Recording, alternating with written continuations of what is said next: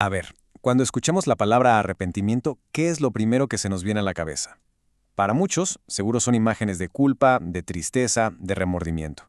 Pero, ¿qué tal si el significado bíblico fuera algo mucho más profundo y sobre todo más activo? Hoy vamos a desmenuzar este concepto, que es fundamental, para entenderlo no como una simple emoción, sino como una decisión que de verdad lo cambia todo.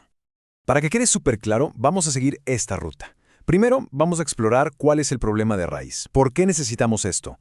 Luego, vamos a definir qué es realmente el arrepentimiento. Veremos sus dos componentes clave, que son como las dos caras de una misma moneda. Y al final, vamos a descubrir cómo se ve todo esto en la vida real, en el día a día. Vámonos de lleno con la pregunta central. ¿Arrepentirse es nada más sentirse mal por algo que hicimos? Ojo que la respuesta podría sorprendernos y cambiar por completo la perspectiva que tenemos sobre este tema. Para entender la solución siempre hay que entender el problema, ¿no? ¿Por qué es necesario el arrepentimiento en primer lugar? Bueno, todo comienza con el propósito original que Dios tenía en mente. La base de todo, el fundamento, es que Dios desea una relación de amor con la humanidad. Como lo leemos en Mateo 22, los mandamientos más grandes son amar a Dios y amar al prójimo. Ese era el diseño original, una conexión total basada en el amor. Entonces, ¿qué fue lo que rompió esa relación? El pecado.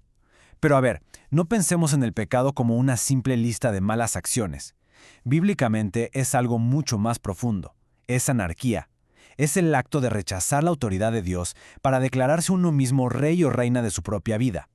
Es justo lo que hicieron Adán y Eva. Decidieron que sus reglas eran mejores. Así que, esta es la secuencia lógica. Dios diseñó una relación de amor, el pecado, entendido como anarquía, interrumpió ese diseño, y la consecuencia directa fue una relación rota. Así de simple y así de trágico. Ahora, veamos cómo se repara esto. Y aquí llegamos al corazón de nuestro análisis. Si el arrepentimiento no es solo sentirse mal, entonces, ¿qué es? Bueno, la respuesta está en el idioma original del Nuevo Testamento. La palabra griega es metanoia. Se compone de meta, que significa cambio, y noeo, que significa mente. Así que literalmente es un cambio de mente. Ojo, no un cambio de sentimiento, sino un cambio en la forma de pensar. Es una reorientación total del intelecto y de la voluntad. Y aquí está la diferencia clave. Un sentimiento, como la culpa, es pasivo, simplemente nos pasa. Pero una decisión, un cambio de mente, eso es un acto deliberado, es algo activo. El arrepentimiento bíblico, entonces, no es algo que se siente, es algo que se decide. Es una elección, consciente de cambiar la forma de pensar, casi siempre basada en nueva información o una nueva perspectiva. Este cambio de mente tiene dos partes que no se pueden separar. La primera es un cambio de lealtad, una decisión sobre quién está al mando. Cuando Jesús comenzó su ministerio, su primer mensaje, como vemos en Marcos, fue este. Fíjense bien cómo conecta directamente el arrepentimiento con la llegada del reino de Dios. Esto no es ninguna coincidencia, para nada. ¿Y qué es el reino de Dios? Pues dicho de forma sencilla, es el dominio donde Dios gobierna, donde Él es el rey. Por lo tanto, el llamado al arrepentimiento es una invitación a entrar a ese reino, y eso requiere una decisión fundamental sobre quién tiene la autoridad. Esta ilustración lo resume perfectamente. Arrepentirse es cambiar de mentalidad sobre quién es el rey. Es pasar de mi reino, donde yo pongo las reglas y se hace mi voluntad, a reconocer el reino de Dios, donde Jesús es el rey y su voluntad es la que importa. Es como cambiar de ciudadanía. Se aceptan las leyes y la autoridad del nuevo reino. Pero, ojo, con deponer a un rey no es suficiente. El mandato de Jesús tenía una segunda parte crucial. Está pegadita a la primera. Veamos cómo se complementan. La frase completa es, arrepiéntanse y crean en el Evangelio. Ese "y" es importantísimo. No son dos ideas separadas, son dos acciones que van juntas de la mano.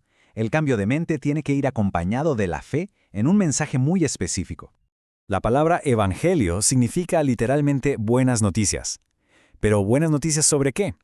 Pues sobre lo que Dios ha hecho por amor a nosotros para reparar esa relación rota de la que hablamos al principio. Y aquí está el núcleo de esas buenas noticias. El amor de Dios no es una idea abstracta, se demostró de una forma súper tangible, a través del sacrificio de Cristo. Esta es la nueva evidencia en la que se basa el cambio de mente. El arrepentimiento entonces es la gran inversión de la elección que hicieron Adán y Eva. Ellos eligieron no creer en la bondad y en el mensaje de Dios. El arrepentimiento es elegir, de forma consciente, creer en el amor y en el mensaje de Dios, que es ni más ni menos el Evangelio. Así que el punto crucial es este. El arrepentimiento y la fe son dos caras de la misma moneda. No se puede realmente cambiar de rey, o sea, arrepentirse, sin creer en las buenas noticias sobre ese rey, el Evangelio. Y tampoco se puede creer de verdad en el Evangelio sin cambiar de lealtad y someterse a ese rey. Van juntos. Ahora bien, si todo esto es un cambio de mente, un proceso interno, ¿cómo se manifiesta en el mundo real? Porque un cambio genuino por dentro siempre produce un cambio por fuera. La relación es de causa y efecto, súper directa. El cambio de mentalidad sobre quién es el rey y cuál es la verdad, inevitablemente lleva a un cambio en las acciones. Si se piensa de manera diferente, se actúa de manera diferente. Es lógico. Las Escrituras lo confirman una y otra vez. El apóstol Pablo predicaba que la gente debía arrepentirse y luego hacer obras dignas de arrepentimiento. Esas obras no son la causa del arrepentimiento, sino el fruto, la evidencia visible de que el cambio interno fue real. Y así cerramos el círculo. Hemos visto que el arrepentimiento no es una emoción pasajera, sino una decisión activa de cambiar de mente. Este cambio implica de poner nuestro propio trono para coronar a Cristo, una decisión que se basa en la fe en el Evangelio. Y finalmente, este cambio interno, cuando es genuino, siempre se traduce en una vida transformada. Terminamos con una pregunta para la reflexión. Si el arrepentimiento es realmente este cambio fundamental de autoridad y de mentalidad, y no un evento de una sola vez, sino una postura continua, ¿qué áreas de la vida diaria se verían diferentes bajo un nuevo rey? ¿Qué decisiones, prioridades y acciones cambiarían?